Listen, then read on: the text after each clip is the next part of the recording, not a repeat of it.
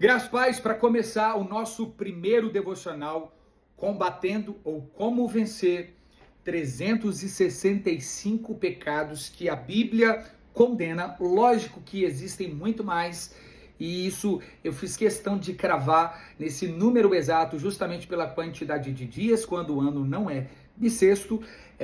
365 pecados, comportamentos. Nós vamos verdadeiramente combater esses 365 pecados à luz das Escrituras. O primeiro pecado que nós vamos trabalhar à luz das Escrituras é o pecado da idolatria.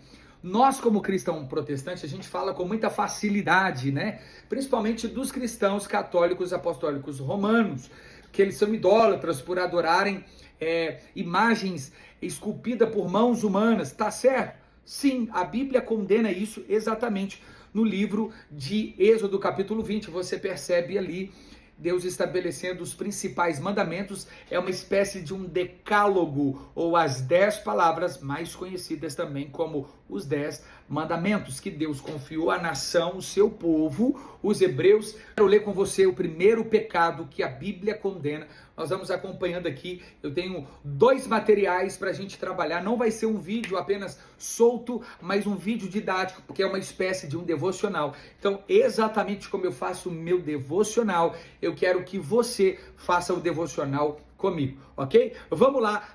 Pecado number one, pecado número 1 a ser combatido hoje. Não está numa ordem progressiva da revelação. O que eu estou tentando dizer? Não necessariamente eu fui em Gênesis e peguei o primeiro pecado, depois eu vou em Êxodo. Não. Eu peguei os pecados que eu acredito ser em ordem de importância de serem combatidos. Então a idolatria é o primeiro, porque ela é uma rebeldia contra Deus. É como se a idolatria, a gente tentássemos colocar outro Deus com D minúsculo, ou deuses com D minúsculo, no lugar de um único Deus com D maiúsculo, e ele é suficiente, único, e não há outro. YHWH, esse é o tetagrama, como se fosse o nome de Deus. Assim os hebreus, os israelitas, os judeus tratavam como impronunciável. De forma mais genérica, hoje nós temos Yahweh, ou então dentro da pronúncia e transliterada para Jeová. Então vamos lá trabalhar o primeiro pecado condenado pelas Escrituras, automaticamente também condenado por Deus. Vem comigo, Êxodo capítulo 20, a partir do verso 3. Não terás outros deuses além de mim. Ou seja, Deus está estabelecendo um pecado grave, idolatria. E eu quero trazer para você um conceito aqui com auxílio da etimologia. O que é a etimologia? Toda palavra ela é composta por outras palavras entre consoantes e vogais para formar uma palavra, mas o conceito dessa formação é o que define o propósito dessa palavra. Gostou? Então vamos lá. Etimologia é o significado dessa palavra. Então a palavra idolatria, ela tem as suas raízes no grego. Lógico que para o hebraico e o aramaico, ela vai ter um outro significado em relação a alguns conceitos genéricos, mas a essência é a mesma, ok? No grego, a palavra é eidolon, ou também pode ser compreendida como latreia. Então, eidolon, latreia, quer dizer adoração ou serviço. Deus já estabelece o primeiro pecado para que eu e você combata. Nós não devemos adorar nem outro ser e nem qualquer outra coisa, nem ao lado de Deus e muito menos como Deus. Uau! Isso precisa ser cravado em nosso coração. Deus é digno de ser adorado unicamente, porque não há outro semelhante. Ele é o Criador de tudo e de todos, então ele é digno de ser adorado, porque ele deve ser adorado. Por que a Bíblia condena a idolatria? Por que você acha que a Bíblia condena a idolatria? Porque a idolatria, ela é uma rebelião direta contra Deus. Então Deus estabeleceu, como ele é o Criador, é a mesma coisa de eu criar algo e alguém receber algum prêmio ou algum louvor por aquilo que eu fiz.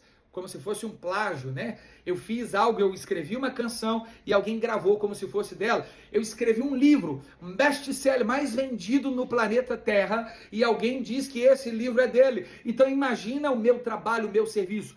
Eu estou tentando minimizar, lógico, aqui com exemplos muito básicos, do que é essa rebelião quando nós idolatramos. Se ele fez tudo, ele é o alfa, ele é o ômega, ele é o princípio, ele é o fim. Nós não devemos atribuir nenhuma adoração que não seja ao Criador. Então, por que a Bíblia condena? Porque somente Deus é digno de adoração e de louvor. Nada mais e nem ninguém. E aí, quais são as consequências da idolatria na vida de um ser humano e principalmente de um cristão? Afastamento de Deus.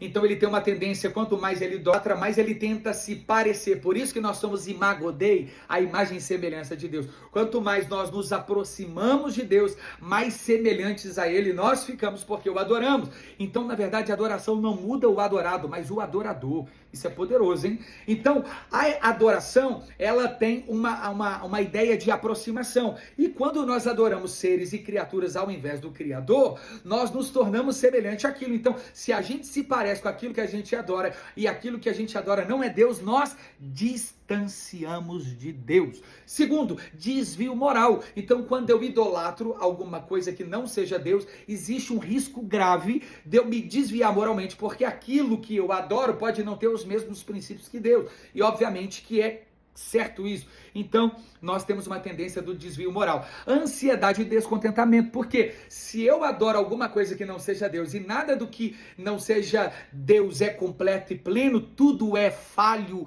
caído, eu tenho uma tendência à ansiedade e ao descontentamento, porque nada pode suprir aquilo que só Deus pode fazer. Moral da história.